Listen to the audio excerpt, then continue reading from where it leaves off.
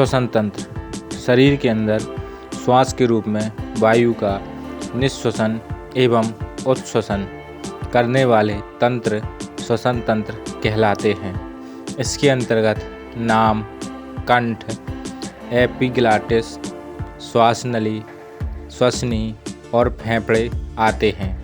ये तंत्र शरीर के भीतर मुख्यतः वायु मार्ग का कार्य करते हैं।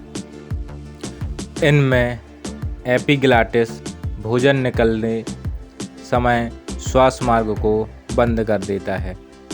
श्वास नली उपास्थि लचीली हड्डी की बनी होती है।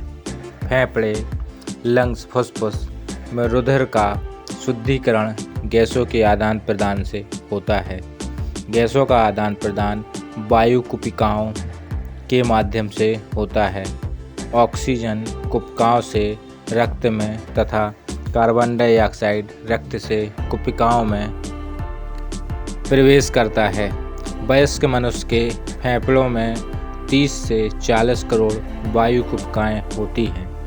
मनुष्य में दायां फेफड़ा 3 पिंडों में तथा बायां फेफड़ा 2 पिंडों में विभाजित होता है। कुपिकाओं में गैसीय आदान प्रदान की क्रिया विसरण के द्वारा होती है। एम्फीसेमा बीमारी का संबंध फेफड़ों से होता है। ये बीमारी अधिक सिगरेट पीने से होती है, जिनमें फेफड़ों की कुपिकाएँ क्षतिग्रस्त हो जाती हैं और गैसीय आदान प्रदान की क्रिया प्रभावित होती है। फेफड़ों की सुरक्षा हेतु इनके ऊपर प्यूलरा नामक झिल्ली का आवरण पाया जाता है। श्वसन ग्लूकोज के ऑक्सीकरण के द्वारा उत्पन्न ऊर्जा को श्वसन कहा जाता है। श्वसन जीवों में 24 घंटे चलने वाली क्रिया है। श्वसन के प्रकार श्वसन 2 प्रकार होते हैं, जिन्हें क्रमशः ऑक्सी और अनॉक्सी श्वसन कहा जाता है। ऑक्सी श्वसन ऑक्सीजन की उपस्थिति में ग्लूकोज का पूर्ण जारण ऑक्सी श्वसन कहलाता है। ऑक्सी श्वसन की क्रिया में 38 एटीपी के रूप में ऊर्जा का उत्पादन होता है। ऑक्सी श्वसन की क्रिया कोशिका द्रव्य और माइटोकॉन्ड्रिया के अंदर संपन्न होती है। कोशिका द्रव्य में ग्लाइकोलिसिस क्रिया के द्वारा ग्लूकोज पाइरुविक अम्ल में तोड़ा जाता है। इस विखंडन के द्वारा 2 एटीपी के रूप में ऊर्जा उत्पादन होता है। ग्लाइकोलिसिस क्रिया को ऑक्सी और अनॉक्सी श्वसन का कॉमन स्टेप माना जाता है। क्रेब्स चक्र की क्रिया माइटोकॉन्ड्रिया के अंदर संपन्न होती है। क्रेब्स चक्र के दौरान पाइरुविक अम्ल कार्बन डाइऑक्साइड और जल में विखंडित हो जाता है। इस विखंडन के दौरान 36 एटीपी के रूप में ऊर्जा का उत्पादन होता है। पाइरुविक अम्ल का विखंडन ऑक्सीजन की उपस्थिति और अनुपस्थिति दोनों में होता है। जब मनुष्य अधिक कार्य करता है तो मांसपेशियों में ऑक्सीजन के अभाव में पाइरुविक अम्ल का विखंडन लैक्टिक अम्ल और कार्बन डाइऑक्साइड में हो जाता है। लैक्टिक अम्ल के जमाव के कारण मांसपेशियों में दर्द होता है। मांसपेशियों में दर्द का कारण संबंधित कोशिकाओं में ऊर्जा की कमी को भी माना जाता है, क्योंकि अनॉक्सी श्वसन की क्रिया में 2 एटीपी के रूप में ऊर्जा का उत्पादन होता है। जब अनॉक्सी श्वसन की क्रिया जीवाणु और कवक में होती है तो इसे किण्वन कहा जाता है। किण्वन क्रिया के द्वारा शराब तथा सिरके का निर्माण होता है।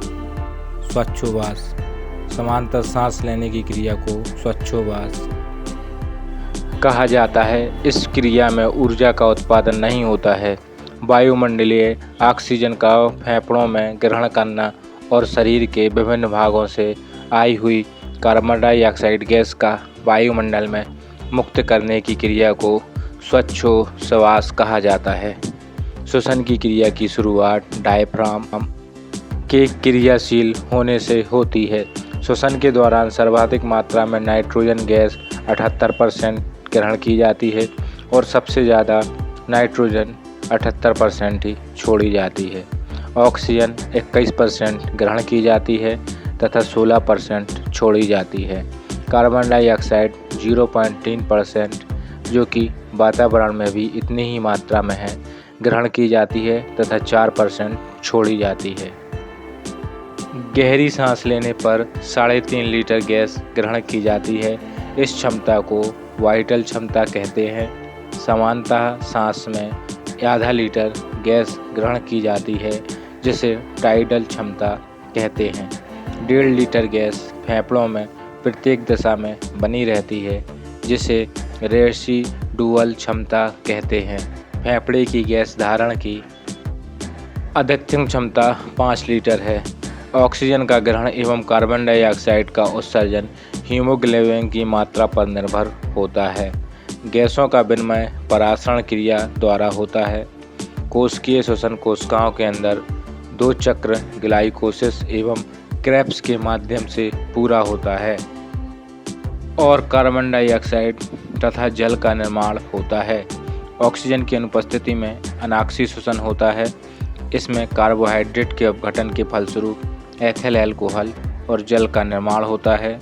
अधिक परिश्रम करने पर लैक्टिक एसिड का निर्माण होता है, जिससे थकान महसूस होती है। कार्बन डाइऑक्साइड का संवहन मुख्यतः बाइकार्बोनेट आयन SCO3- के रूप में होता है। हीमोग्लोबिन की अनुपस्थिति में भी रुधिर 2% ऑक्सीजन का आदान प्रदान कर सकता है।